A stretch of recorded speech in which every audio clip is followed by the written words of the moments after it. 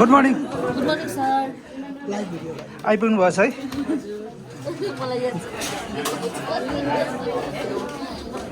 ल सिकिसकेपछि मलाई सिकाउनुहोस् ल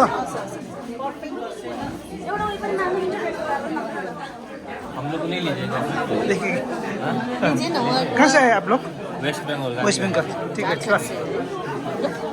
सर अलिकति म गरिदिन्छु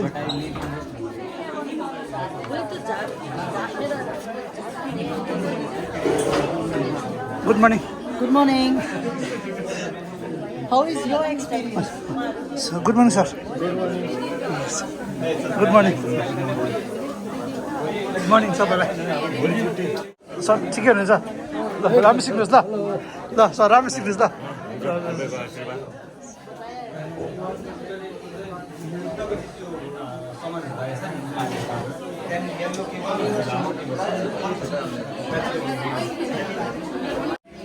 यहाँ तपाईँ देखिरहनु भएको छ 5 days नेसनल वर्कसप अन कोहा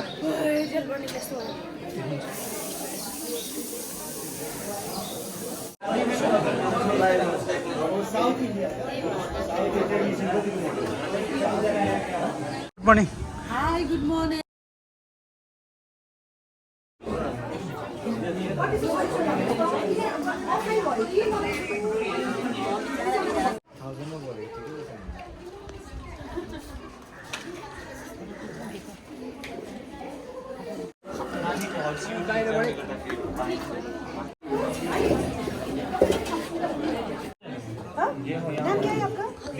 सर तपाईँ कुन स्कुलबाट आउनुभयो तपाईँ हजुर मोडल स्कुलबाट यहाँ लक्ष्मण सर तिमी तालकोबाट आउनुभएको यहाँबाट सान्डोप सर बर्मी टोकलबाट आउनुभएको बर्मी स्कुलबाट लक्ष्मण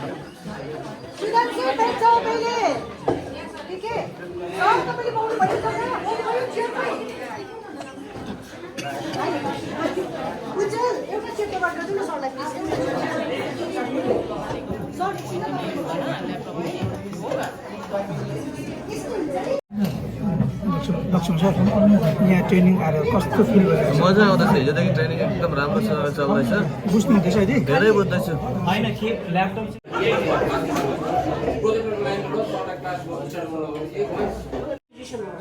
एक पैटर्न का होगा, एक सीरियल का होगा और सर्कुलेशन में 3-4 बैटरी है। You also work on acquisition module. Yes sir. Okay. To install the Koha, first you need to install the operating system Ubuntu. Basically, Koha works on LAMP technology. LAMP means L stands for Linux, A stands for Apache, M stands for MySQL, and P stands for Perl language. Okay. तो ये जो LAMP technology है इसको लेते हुए कोहा को आपको इंस्टॉल करना होगा। आपको चूंकि आपके जो सिस्टम है इसमें किसी में लाइनेक्स नहीं है या उबुंटू नहीं है, तो हम लोग उबुंटू वाले पे पार्ट पे डिस्कस नहीं कर रहे हैं, है ना। मैं आपको दिखाऊंगा कि क्लाउड पे इंस्टॉलेशन कैसे करना है, ठीक है।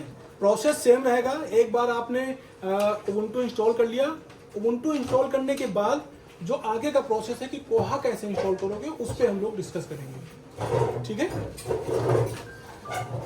तो कोहा इंस्टॉल करने के लिए सबसे पहले आपको ऑफिशियल वेबसाइट पे जाना होगा।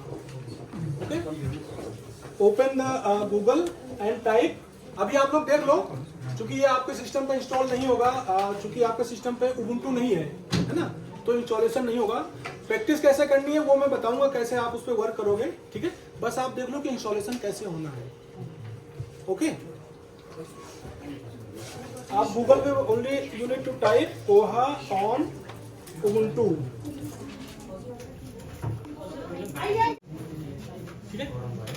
कोहा on Ubuntu, once you type Koha on Ubuntu, see the first link, Koha on Ubuntu packages. Just click on the first link.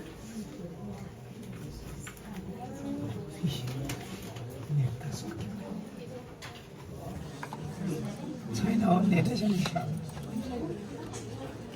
is the official website from where you get all the information related with Koha installation. Okay? इस page पे आप देखोगे step by step सारे process है, आपको बस उनको follow करते हुए चलना है।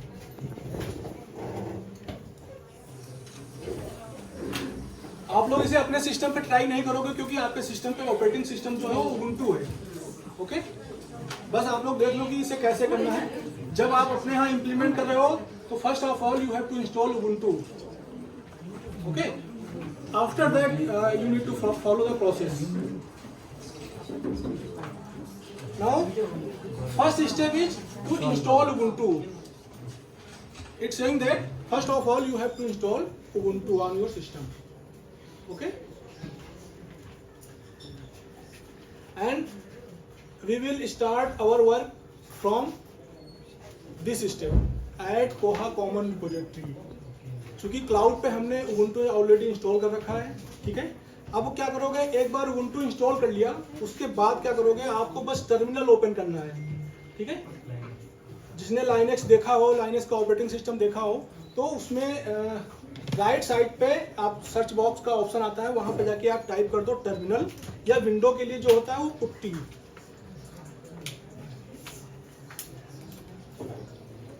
ठीक है। हुआ है Ubuntu का इंस्टॉलेशन, तो क्लाउड की एक पब्लिक आईपी है। अब मैं अपने क्लाउड सर्वर को यहाँ से लॉगिन करूंगा, ठीक है। 164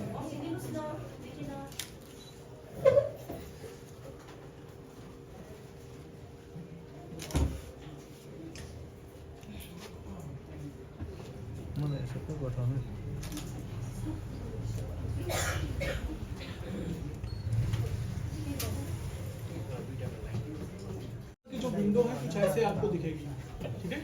टर्मिनल पे आपको लॉगिन करना होगा, जो भी आपने यूजर आईडी पासवर्ड दिया है।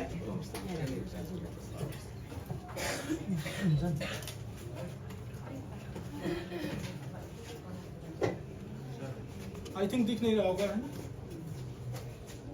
ब्लैक स्क्रीन भी है और थोड़ा लाइट की वजह से विजिबल। हामीले चाहिँ अहिले चाहिँ काम गर्छ नि, हाम्रो अपरेटिङ सिस्टम चाहिँ माइक्रोसफ्ट हो नि त, हैन सर। अहिलेको चाहिँ जति पनि तपाईँको सिस्टमेटिकहरू छ नि, सबै अपरेटिङ सिस्टम चाहिँ तपाईँको चाहिँ एमएस वर्डमा काम गर्दैछ नि हामीले, होइन।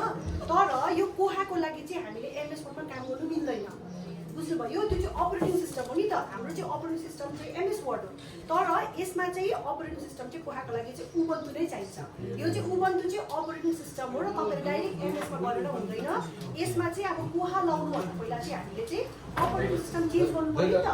अपरेटिङ सिस्टम चेन्ज गर्दाखेरि चाहिँ अब एमएस वर्ड गर्दा चाहिँ हामीले चाहिँ अब उबुन्टु चाहिँ इन्स्टल गर्नु पर्यो हो। त्यसले गर्दा उबुन्टुको इन्स्टलेसनको प्रोसेस सिकाउँदैछ। पहिला हामी उबुन्टु इन्स्टल गर्छ, त्यहाँदेखि मात्रै चाहिँ कोहाको प्रोसेस सुरु हुन्छ, बुझ्नुभयो। हामी भर्खर एमै छौँ अहिले हो, यदेखि अब एक पर हुन्छ ल। ऑपरेटिंग सिस्टम होना चाहिए, ठीक है। Ubuntu इंस्टॉल करने के बाद आगे का प्रोसेस हम लोग डिस्कस करने जा रहे हैं। तो जो ऑफिशियल वेबसाइट है, आपको गूगल में बस टाइप करना है कोहा ऑन Ubuntu, ठीक है।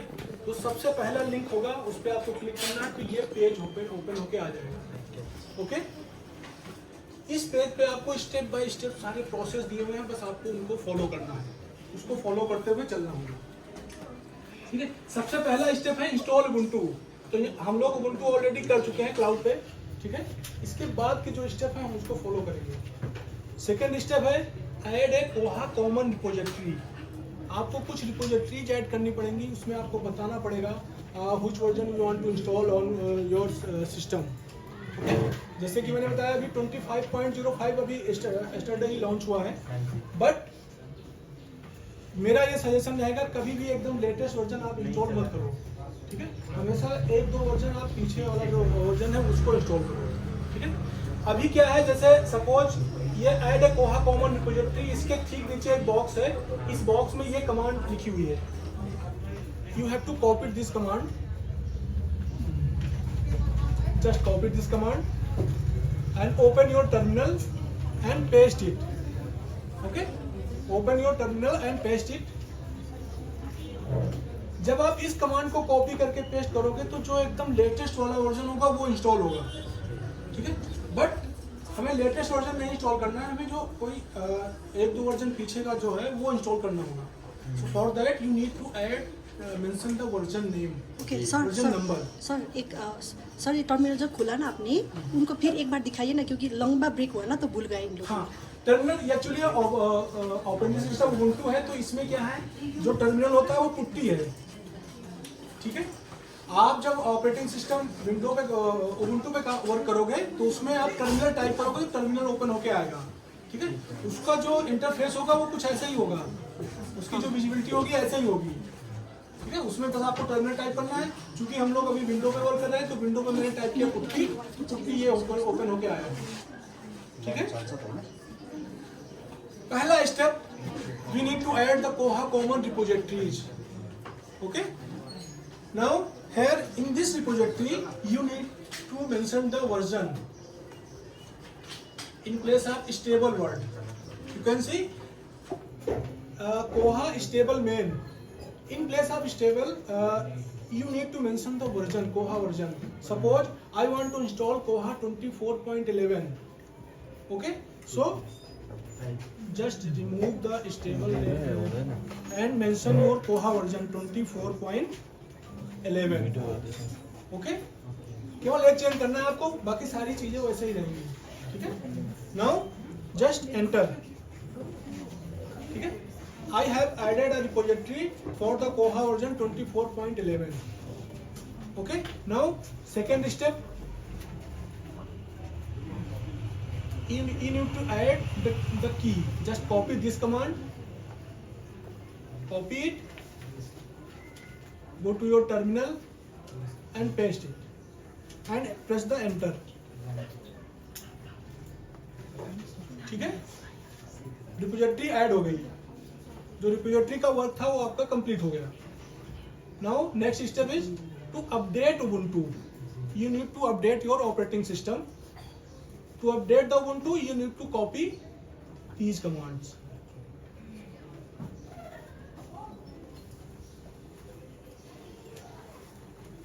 Okay, sudo apt update, just press enter.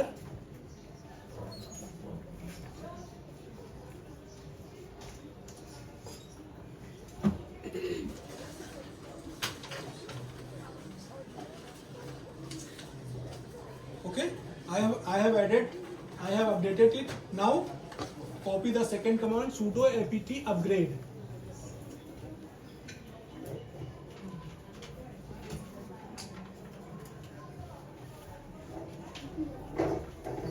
Copy this command, open the terminal and paste it. Once you paste the sudo upgrade command, it's asking that do you want to continue? Okay, press Y and enter. Y means yes, I want to continue.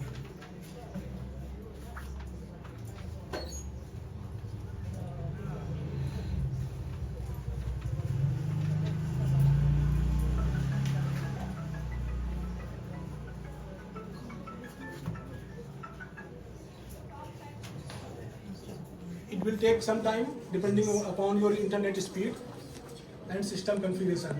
System configuration should be minimum 8 GB RAM, 100 GB SSD and i5 or i7 processor. If you want to install updated version of Koha, updated version of Koha, then system configuration should be minimum configuration 8 GB RAM, 100 GB SSD and i5 or i7 processor. यो चाहिँ important यो छैन, छ भने मात्रै कोहा चल्छ है तपाईहरु.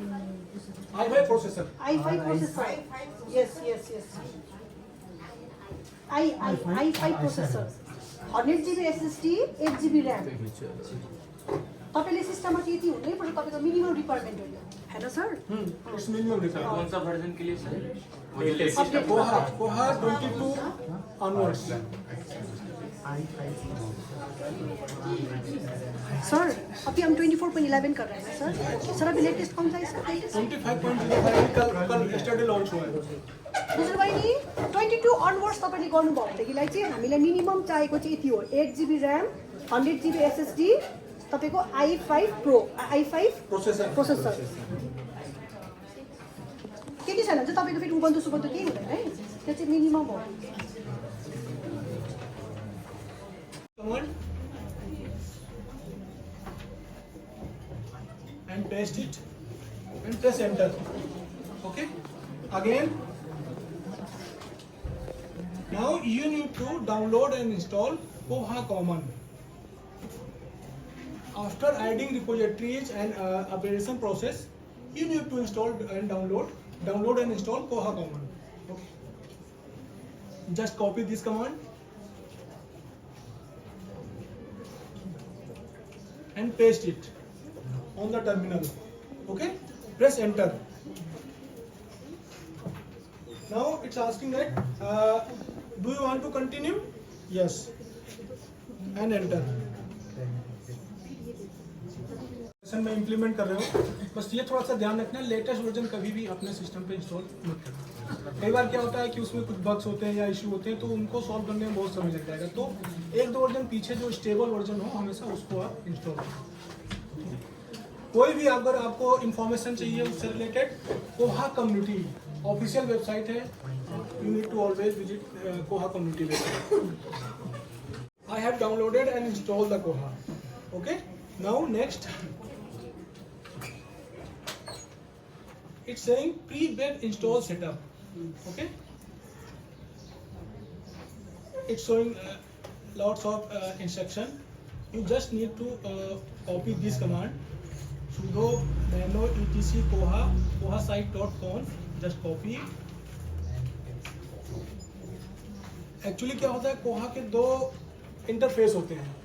Okay, one interface is for staff interface and second is for user interface, जिसे हम लोग OPAC यूज करते हैं, online public access catalogue. IP एक रहेगी, बट दोनों इंटरफेस चलाने हैं तो हमें दो पोर्ट की जरूरत पड़ती है ना।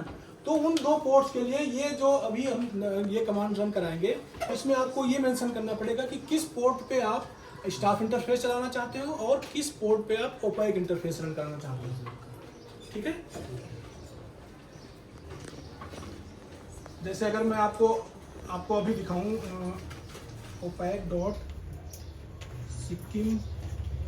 academy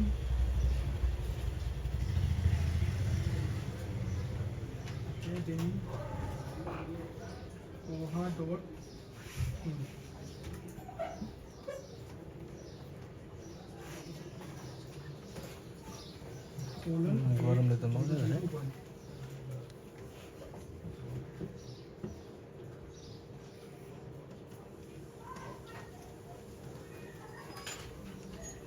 ये सिक्किम एकेडमी का जो मैम का है, वो मैम का OPAC पेज है।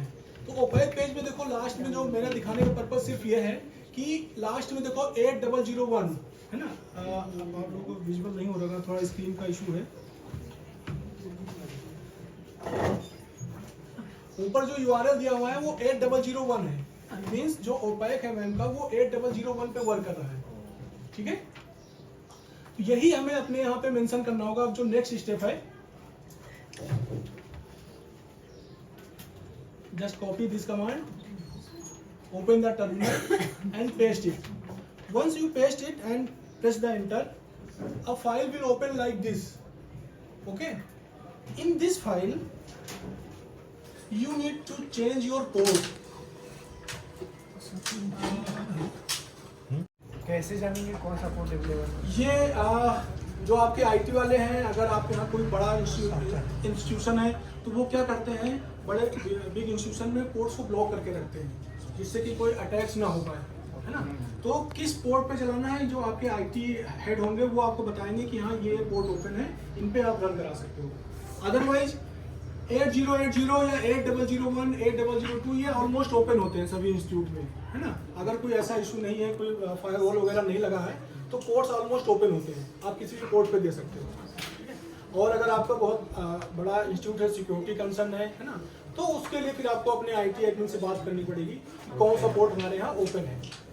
ठीक है, बस सिंगल चेंज किया मैंने, intra port is 8080। After changing this you need to save it.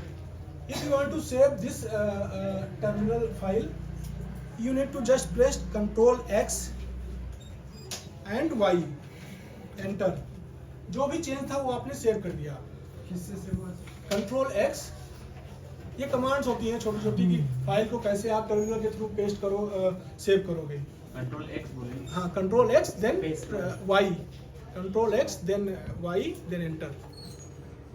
Y means S. वो आपसे पूछता है, जब आप Control X प्रेस करोगे तो आपसे पूछेगा कि do you want to save the changes, then press the Y and enter.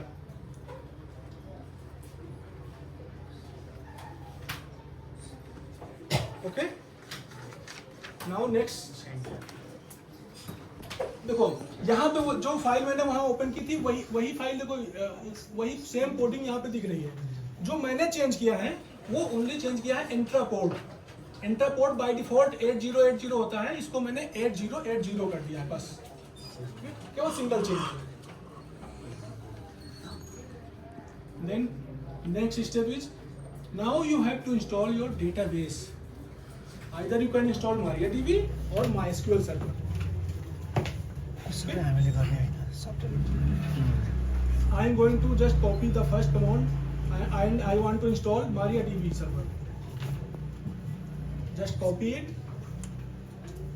open the terminal and paste. Press enter. Do you want to continue? Yes.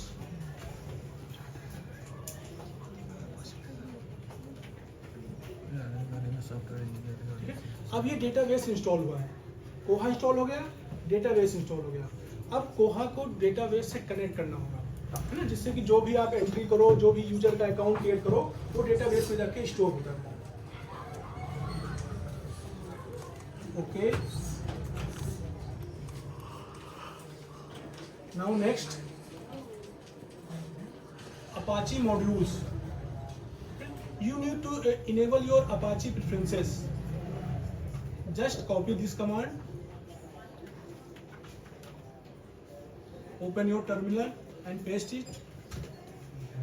Next, second command, copy it, paste it. Okay. Now restart your Apache server. Just copy this command. You just need to follow the instruction on Koha community page.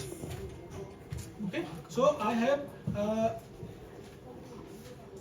copy and paste all these commands. Okay. Now next, you need to connect your Koha with database. So for that you need to copy this command.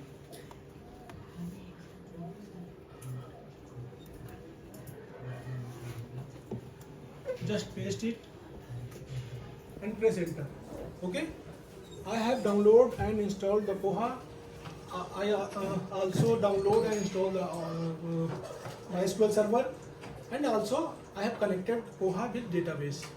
Okay. Now next, configuring Apache. Okay. इसके ऊपर जो command है उसको use नहीं करना. ये actually security purpose से है कि जो आपका डाटाबेस है, क्या आप उसको पासवर्ड देना चाहते हो. ठीक है, ये उसके लिए है. इसको अभी आप यहाँ पे छोड़ सकते हो. ठीक है, अगर आप चाहते हो कि जो आपका डेटाबेस है वो सिक्योर हो, तो वो उसके लिए आपको ये कमांड चलानी पड़ेगी. तो आपसे कहेगा कि एक डेटाबेस के लिए पासवर्ड सेट करो. मैं अभी नहीं सेट कर रहा हूँ क्योंकि कोई लॉगिन वगैरह में इशू ना हो, है ना, इसलिए अभी इसको मैं छोड़ रहा हूँ. अदरवाइज जब आप MySQL देखो लिखा हुआ है sudo MySQL secure installation. Okay. आपके डेटाबेस में भी जो है पासवर्ड आपको सेट करना होगा इस कमांड को रन कराने के लिए. ठीक है. Now next step is configuring Apache. To configure your Apache, मैंने एक नया पोर्ट असाइन किया है 8080. Okay, for intra port. So वो पोर्ट जो है आपको Apache के जो कॉन्फ़िगरेशन फाइल है यहाँ पे भी बताना पड़ेगा कि हमें एक नए पोर्ट की रिक्वायरमेंट है. हम Apache को बताएंगे तभी वो पोर्ट हमारा बाहर से एक्सेस होगा.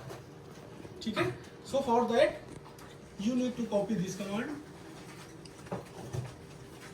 It's saying that these instructions assume port 80 was used for intra port and opaque port. Changing values requires understanding Apache configuration files. Okay, अगर आप वैल्यू चेंज करते हो, मीन्स मैंने 80 को 8080 किया है, तो आपको Apache configuration फाइल में भी चेंज करना होगा. ठीक है. Then for that just copy this command.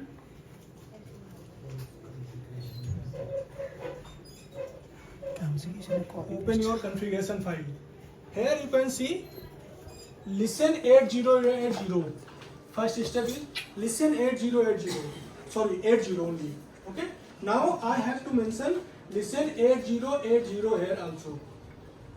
LISTEN listen 8080. ठीक है. मैंने एक नई लाइन ऐड कर दी, चूंकि हमें एक नए पोर्ट की जरूरत है, जो मैंने वहाँ पोर्ट में चेंज किया था, वो पोर्ट मैंने यहाँ पे मेंशन कर दिया कि we need 8080 port also. Okay. अगर आप ये पेज देखोगे तो यहाँ पे इंस्ट्रक्शन में भी दिया हुआ है लिसन 8080 बाय डिफॉल्ट वहाँ पे अवेलेबल है. Add if it is missing, अगर आप इसको अगर मिसिंग करना चाहते हो, add also listen 8080. Okay, it's saying that add also 8080. ठीक, तो मैंने एक नई लाइन वहाँ पे ऐड कर दी लिसन 8080. ठीक है. Now just save the changes. To save the file press Ctrl X Y and enter. Okay, now follow these commands. Sudo atmod deflate, just copy it.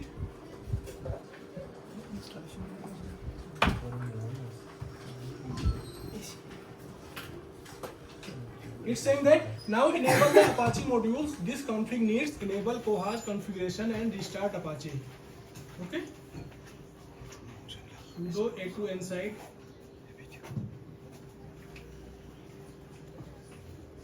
Press enter. And sudo service Apache restart. Just copy it.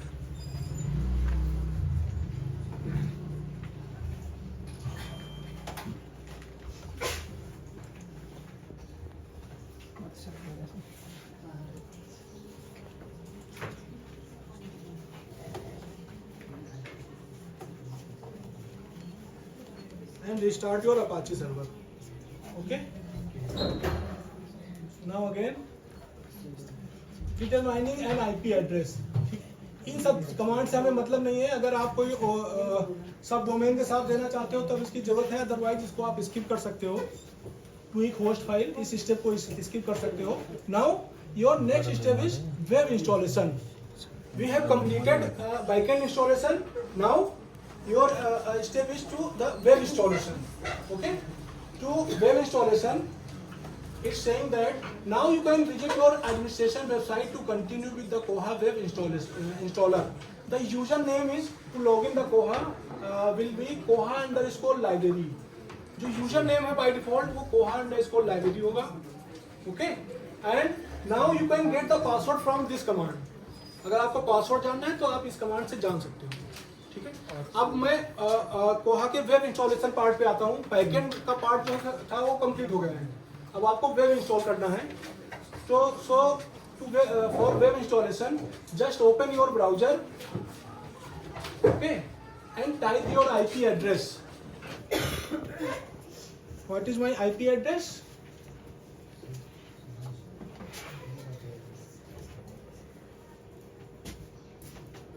My cloud IP is 164.52.197.209. Okay, and :8080. इस port पे मैंने जो है intra port उसको install किया हुआ है. ठीक है. Just enter it.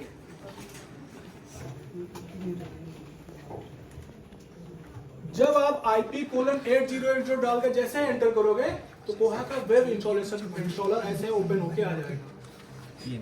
ठीक है. Now here you need to enter the user ID and password. What is the user ID?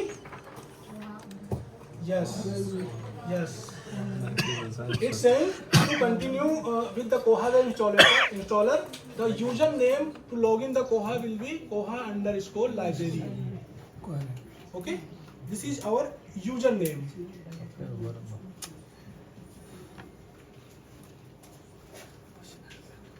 And what is the password?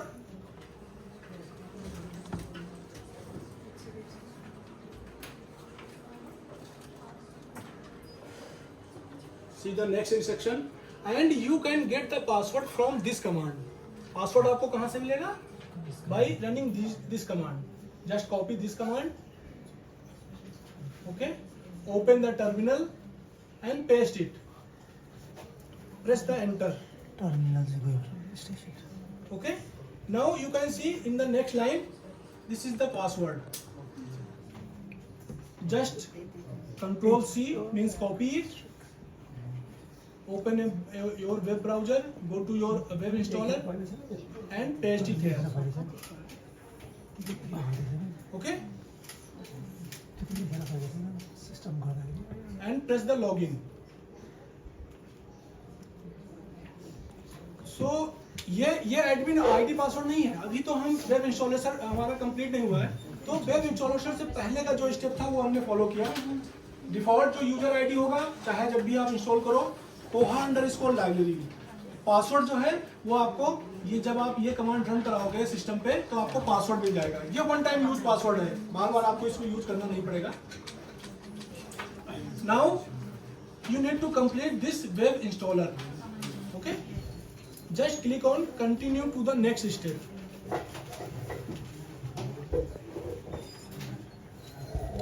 Okay, now press the continue to the next step. Again continue to the next step. Again continue to the next step. आपको बस next करना है. जो भी database की setting है, connectivity है, वो ऑटो अपने आप ये कॉन्फ़िगर करता रहेगा.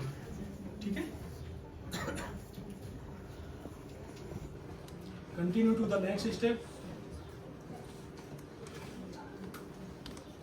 Okay, again in Indian language we basically follow the MARC 21 standard. Okay, so you need to select MARC 21.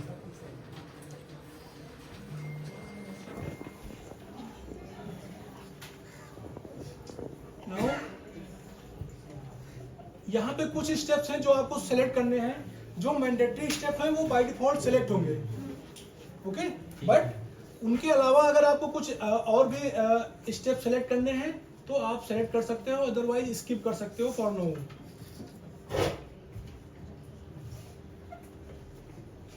Suppose I want to use Z39.50 also. For that you need to select this option. Are you aware with Z39.50? Z39.50 basically a protocol by using which you can import the record from other libraries. Yes. Just click on import option.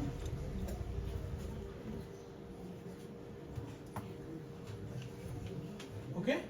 Now again set up some of Koha basic requirement. अब आपको कुछ Koha की basic requirement set करनी है. Okay, being the onboarding process. Here, first of all, you need to define your library code. Suppose your library name is Central Library. For that, you can put the code is CL. Okay, and name is Central Library. You can also edit the name later. Okay. Submit it. Now you need to define a category code. Category code means user category, means staff, student, library staff. Okay. Suppose I want to create a category for library staff, then put the code ls and description is library staff.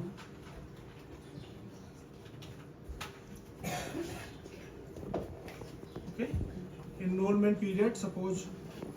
ये सारी चीजें मैं discuss करूंगा जब modules पे हम लोग आएंगे. ये एक्चुअली बेसिक रिक्वायरमेंट्स है जो हमें इंस्टॉलेशन के लिए फुलफिल करनी होगी, है ना. अदरवाइज ये सारी चीजें हम लोग डेप्थ में डिस्कस करेंगे. कैसे कैटेगरी क्रिएट करोगे, कैसे लाइब्रेरी क्रिएट करोगे. ओके, एनरोलमेंट पीरियड क्या होता है, ये सारी चीजें हम लोग डिस्कस करेंगे. Now you need to create an admin account. Suppose admin account is admin, first name is Koha, card number is LS001, and user ID password is Koha, and password is Koha@123. Koha@123 and submit. Okay. Create a new item type. Item type means you want to create for books, reference book, journal, magazines, CD, DVD. Okay. Suppose I want to create item type for books. Code is BK and description is books. And submit it. Create a new circulation rule, just submit it. Circulation rule, circulation policy, ये सारी चीजें हम लोग discuss करेंगे. Now start using कोहा. Just click on start using कोहा. Okay, सो कोहा installation completed. Main thing is that you need to install the operating system Ubuntu. Ubuntu install करने के बाद फिर आपको बस गूगल करना है कोहा ऑन Ubuntu. जो पेज ओपन होके आएगा उस पर आपको बस जो इंस्ट्रक्शन है उनको फॉलो करना है. ठीक है, बहुत इजी होता है, बस इंस्ट्रक्शन को आप केयरफुली पढ़ो. टाइम लिखे थे आईपी एड्रेस में, जो कोड लिखे थे वो कहाँ मिला था? आईपी एड्रेस में कोड वेब इंस्टॉल किए सर जो वो, उसके बाद जो पासवर्ड चाहिए था उससे पहले आप आईपी एड्रेस लिखे ना 24 पॉइंट कुछ. हाँ, आईपी ये तो मेरे क्लाउड की आईपी है. जब आप लोकल सर्वर पे इंस्टॉल करोगे तो लोकल जहाँ पे इंस्टॉल करोगे उसकी अपनी आईपी होगी. आपको आईपी देखनी पड़ेगी कि आपके सिस्टम की आईपी क्या है. जैसे अभी आप विंडो पे काम कर रहे हो तो विंडो की एक आईपी होगी, है ना. आप देखोगे कि व्हाट इज माय आईपी, तो दिखाएगा आईपी क्या है. तो जहाँ ये मैंने क्लाउड पे जो सिस्टम बनाया हुआ है, जहाँ पे मैंने Ubuntu इंस्टॉल किया हुआ है, उसी Ubuntu का ये आईपी एड्रेस, वही आईपी पेस्ट करने के लिए. मैं BitLocker ही जाओ बस इंस्टॉल कर रहे हैं Ubuntu तो हो रहा है BitLocker आपका इनेबल. चलो मुझे अभी दिखाना है एक बार से कर सकते हो. तो जैसे मैंने जो एडमिन आईडी कोहा का क्रिएट की है, यूजर नेम इज कोहा एंड पासवर्ड इज koha@123.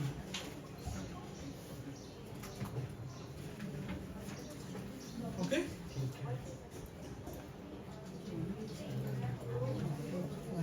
कोहा 24.11. आई हैव इंस्टॉल्ड कोहा 24.11. आईपी एड्रेस से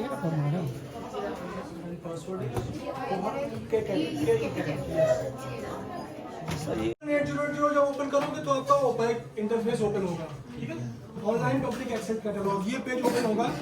ये जो बेसिकली है, यहाँ पे आके कोई भी यूजर आपकी लाइब्रेरी में अवेलेबल रिसोर्सेज को सर्च कर सकता है, उसकी अवेलेबिलिटी चेक कर सकता है. प्लस आपने अगर कुछ सर्विसेज और भी लाइब्रेरी में प्रोवाइड की हुई हैं तो वो सारी चीजें आप अपने ओपेक पेज पे ही मेंशन कर सकते हैं. ठीक है, जिससे कि सिंगल पॉइंट पे यूजर को सारी इंफॉर्मेशन अवेलेबल हो सकती है. जैसे कि मैं आपको ओपेक दिखा रहा था सिक्किम एकेडमी का. ठीक है, तो ये ओपेक पेज है. हम लोग यहाँ तक पहुँचेंगे कि कैसे इसको डिजाइन करना है, कैसे कस्टमाइज करोगे आप. ठीक है, तो इस अब यहाँ पे आप टाइटल से, ऑथर से, सब्जेक्ट से जैसे भी सर्च करना चाहो आप सर्च कर सकते हो. ठीक है, बट सपोज मैं कोई कीवर्ड प्रेस करता हूँ हिस्ट्री, मुझे हिस्ट्री की कोई बुक चाहिए. ठीक है, मैंने केवल हिस्ट्री टाइप कर दिया. अब हिस्ट्री से रिलेटेड जितना भी मटेरियल, जितनी भी बुक्स सिक्किम एकेडमी में अवेलेबल होंगी या आपने कैटलॉग की होंगी, उन सारे रिजल्ट यहाँ पे शो करेगा. ये देखो, history of modern Europe, history of the world. इसकी कवर इमेज भी यहाँ पे डिस्प्ले हो रही है ना. ये कवर इमेज कैसे डिस्प्ले होगी या ये इन चीज़ों पे भी हम लोग डिस्कस करेंगे. अब सपोज आपको हिस्ट्री ऑफ द वर्ल्ड इस बुक की डिटेल्स चेक करनी है. ठीक है, तो बस टाइटल पे आप क्लिक करो. Now you can see this is the bibliographic data created by Dina ma'am. Dina ma'am ने एक्चुअली इसका बिब्लियोग्राफिक डेटा वगैरह यहाँ पे क्रिएट किया है ना. यहाँ पे अब आप देख सकते हो status of the book, it's available. अगर ये बुक किसी यूजर को इशू होती है ना, किसी ने चेकआउट की होती तो स्टेटस यहाँ पे दिखता चेकआउट। अगर आपने इसको लॉस्ट में डाला होता या डैमेज या फिर विड्रॉन या वीडेड आउट किया होता तो स्टेटस यहाँ पे दिखता वीडेड आउट या विड्रॉन। सो कहने का मतलब ये है कि अगर जो भी स्टेटस आप लाइब्रेरी स्टाफ या लाइब्रेरियन स्टाफ इंटरफेस के थ्रू सेट करेगा वो स्टेटस ओपैक पे शो होगा यूजर्स को, चाहे वो आपका स्टाफ हो या फैकल्टी हो या स्टूडेंट हो। ओपैक से आके आपकी बुक्स की स्टेटस को चेक कर सकता है। फिर आपके पास वो क्वेरी करने के लिए नहीं आएगा कि मैम ये बुक आपकी लाइब्रेरी में अवेलेबल है या नहीं है। उसके ओपैक पे ही आपका ये वेब ओपैक है, वेब ओपैक पे ही चेक कर लिया कि ये बुक अभी अवेलेबल नहीं है, किसी ने इशू करवा रखी है। अगर आपने यूजर को यूजर आईडी पासवर्ड दिया है, ठीक है,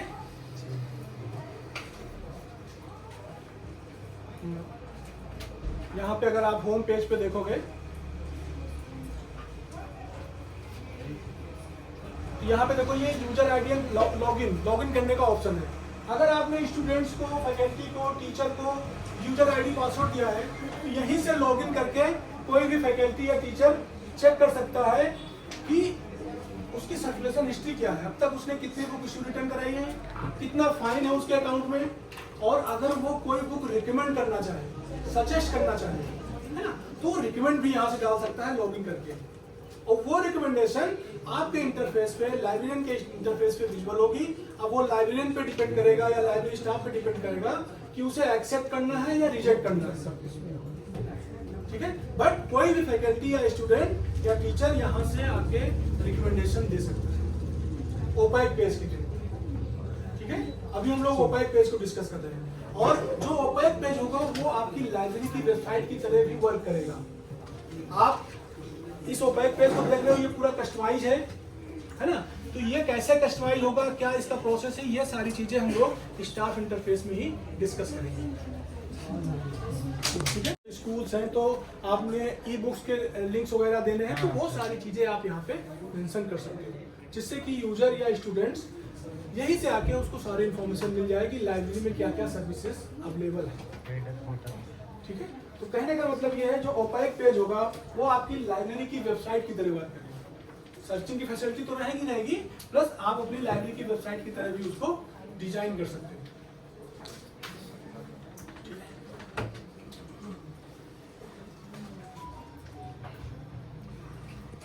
हम लोग आते हैं अपने स्टाफ इंटरफेस पे, और आई होप कि सभी लोगों ने लॉगिन कर लिया होगा, सब पे ये लॉगिन होगा, है ना। बेसिकली जो बेसिक मॉड्यूल को हमें माने जाते हैं वो 12 मॉड्यूल्स हैं, जहाँ पे एक लाइब्रेरियन को या लाइब्रेरी स्टाफ को वर्क करना होता है।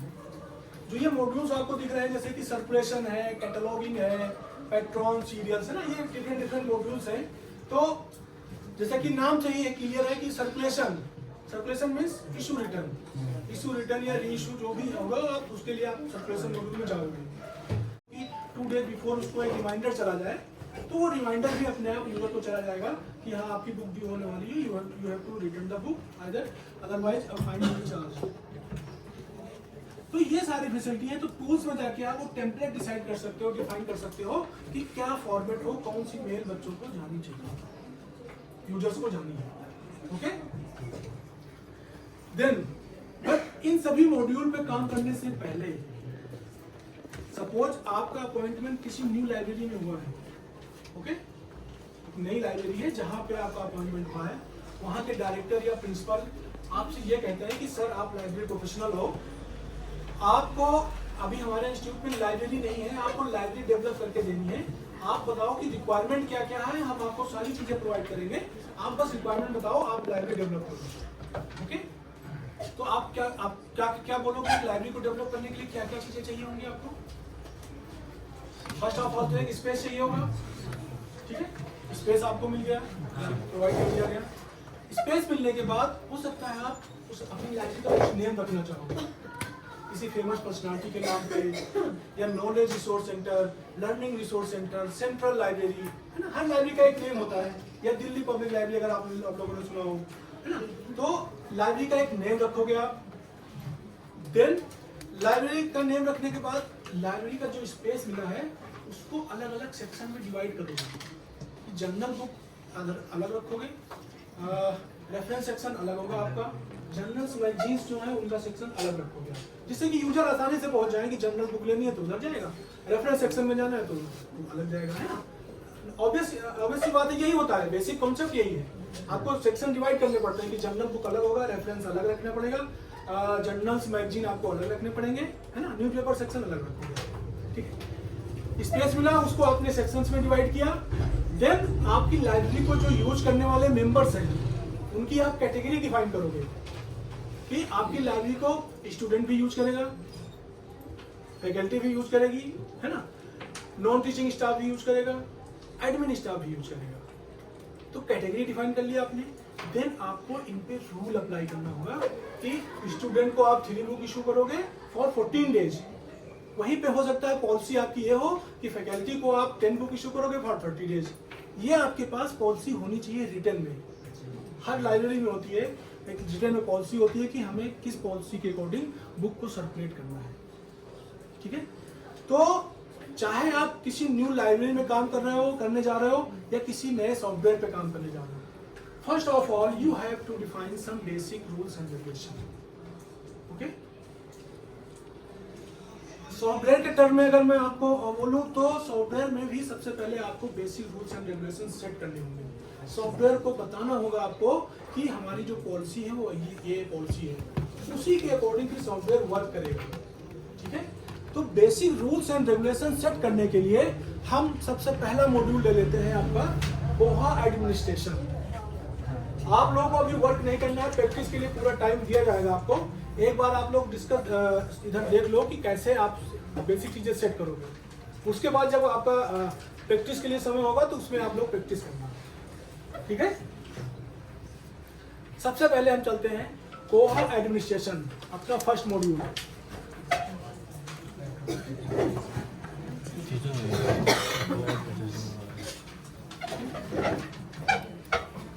कोहा एडमिनिस्ट्रेशन में सबसे पहला ऑप्शन है, first option is system preferences. System preferences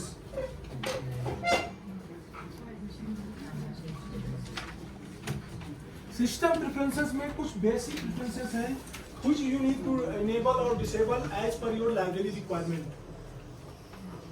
Okay? Suppose जैसे अभी मैंने आपको दिखाया सिक्किम एकेडमी के ओपैक पेज पे बुक की कवर इमेज आ रही थी, डिस्प्ले हो रही थी, है ना। तो वो कवर इमेज क्यों, कैसे डिस्प्ले हो रही थी, क्यों डिस्प्ले हो रही थी, उसके पीछे कॉन्सेप्ट ये है, ग्लोबल सिस्टम प्रेफरेंस में जाके आपको इनेबल करना होगा कि आपको कवर इमेज डिस्प्ले करानी है या नहीं।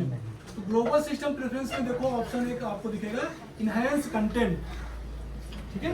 और ये जो अभी हम लोग डिस्कस कर रहे हैं इसके लिए वन टाइम वर्क है, आपको बार बार इसमें जाने की जरूरत नहीं पड़ेगी। एक बार आपने रूल्स एंड रेगुलेशन डिफाइन कर लिया, then you don't need to go Koha administration again and again, okay? So to enable the jackets, to enable the display the cover image of the book, you need to go Koha administration, global system preference and enhance content option. Enhance content. Okay. In enhance content, now you can see from where you want to display your cover image, your book cover image. Okay. From Amazon, you want to display your cover image from Amazon, then you need to enable it. This is the option Amazon cover image. By default, it said don't show. You need to click on show it. Now, opaque Amazon cover image. Opaque, you want to display cover image on opaque page also, then you need to enable it. So, you can also pick the cover image from Bibliotheca and Baker and Taylor's Coco cover image, but mostly in Indian libraries, we use Amazon and Google. Mostly cover images are available on Amazon or Google. So you need to enable both. Google jackets, just add it. जो भी changes आप करो उसको फिर आपको इसे save करना होगा, ठीक है। Save all content preferences. अब ये रिजल्ट आप कहाँ पे देखोगे कि जो हमने चेंज किया है वो प्रॉपर हुआ है नहीं, जब हम कैटलॉगिंग मॉड्यूल डिस्कस करेंगे, ठीक है। अगर आपने बुक का आईएसबीएन नंबर डाला हुआ है, आईएसबीएन नंबर मस्ट है, आईएसबीएन नंबर के बेस पे ही कवर इमेज गूगल से या अमेजन से पिक होके आएगी।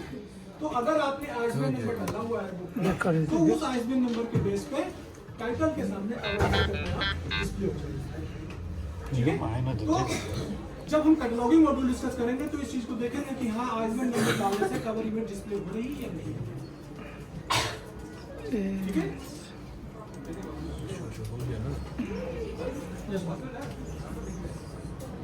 Enhance content. Enhance content.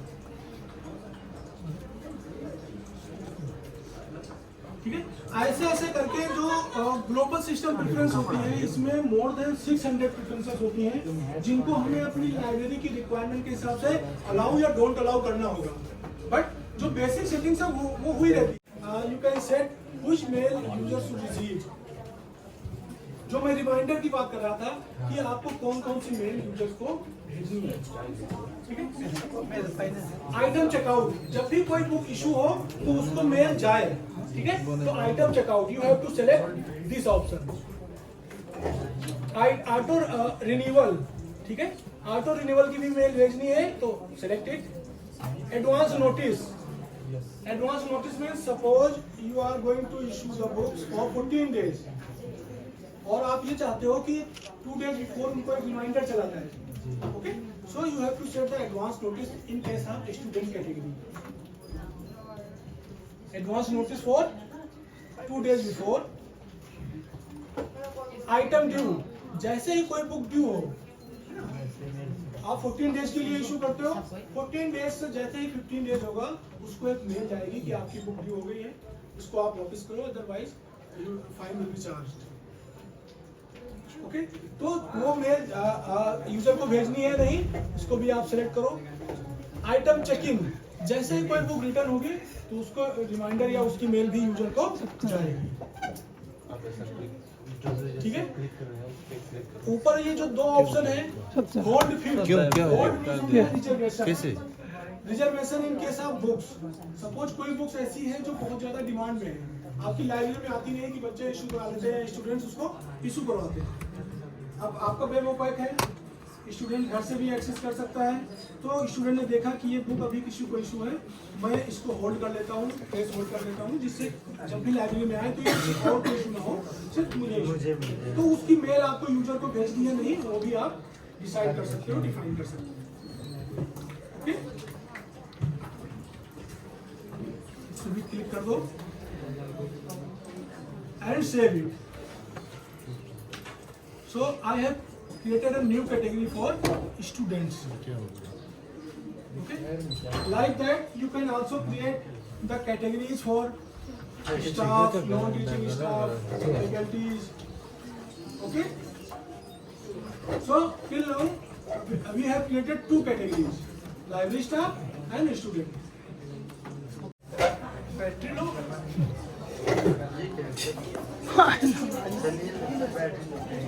ये तो डेस्कटॉप है, बैटरी लो कैसे। Current checkout allowed, okay. कितनी बुक आप लाइब्रेरी स्टाफ को इशू करना चाहते हो, you have to mention it here. 3 books, 4 books, जो भी आपकी पॉलिसी है उस पॉलिसी के अकॉर्डिंग आपको यहाँ पे रूल सेट करने होंगे, ठीक है। ये चीजें आप लोग बहुत केयरफुली सुनना। इसका हम लोग एक टेस्ट भी लेंगे, ठीक है, एक क्विज भी होगी आप लोगों की, तो उसमें कुछ चीजें क्वेश्चन इससे रिलेटेड भी हो सकती है।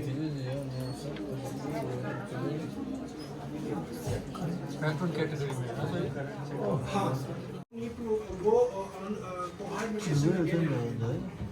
आपको बार बार इसमें जाने की जरूरत नहीं पड़ेगी अगर आपने इसकी एक बार सर्कुलेशन पॉलिसी डिफाइन कर ली, क्योंकि पॉलिसी तो एक बार सेट हो गई तो शायद कभी आपकी चेंज होती हो, वही पॉलिसी चलती रहती है, तो आपको बार बार जाने की जरूरत नहीं पड़ेगी। कहीं से भी कभी भी वही करेंगे। जिसमें क्यों गया तो उसमें आप आपको जाना था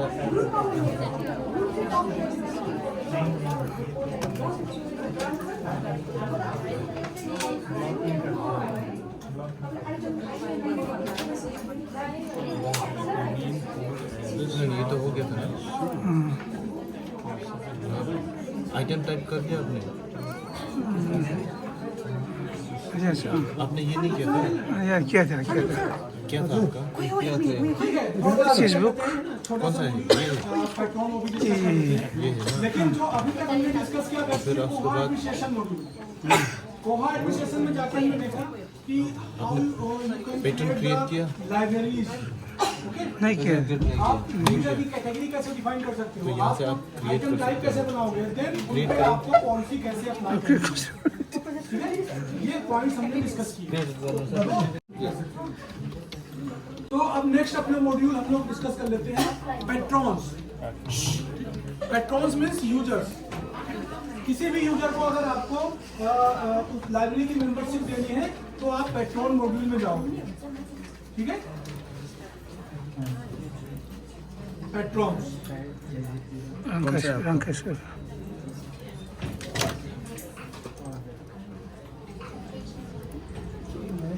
जब आप पेट्रोन पे गए तो सबसे पहला ऑप्शन जो आपको विजिबल है वो है न्यू पेट्रोन ठीक है जब आप न्यू पेट्रोन पे क्लिक करोगे तो आपको कैटेगरी दिखेगी लाइब्रेरी स्टाफ एंड स्टूडेंट्स वो सारी कैटेगरी आ जाएंगी जो अभी आपने क्रिएट की होगी कोहा एडमिनिस्ट्रेशन ठीक है कौन सा है आपका? Suppose I want to create a students account under student category okay then you have to select student okay you have to select the किसी ने किया कैटेगरी है। स्टूडेंट है क्या है छोड़ दीजिए आप।